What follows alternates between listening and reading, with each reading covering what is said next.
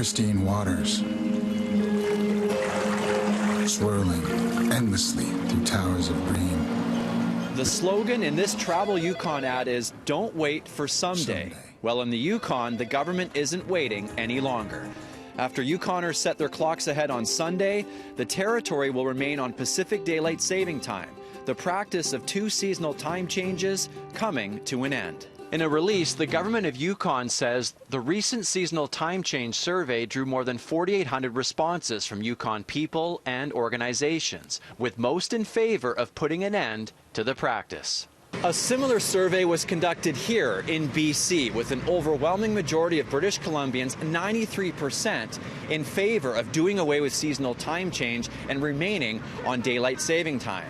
We will push the clocks ahead by 1 hour on Sunday, but will we switch back on November 1st? The group Stop the Time Change in BC is hoping March 8th will be the last time we have to change our clocks. I'm expecting an announcement from Mr. Horgan, and as much as we would like to see this be the very last time change in history when we spring forward, I'm okay waiting another year, but what I really want from Mr. Horgan is that official announcement. Even if he wants to make it 2021 when we spring forward, that is it. The provincial government is armed with legislation that passed in the fall, making daylight saving time permanent once enacted.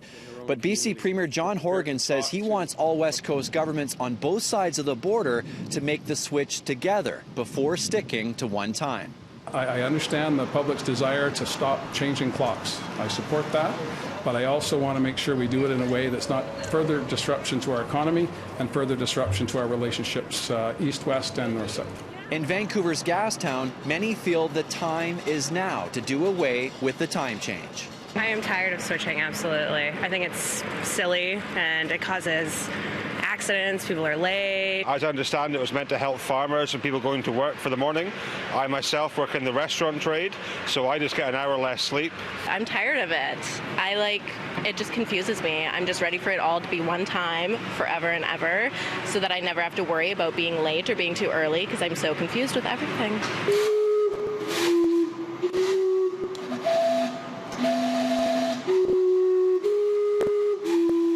In Vancouver, Greg Harper, City News.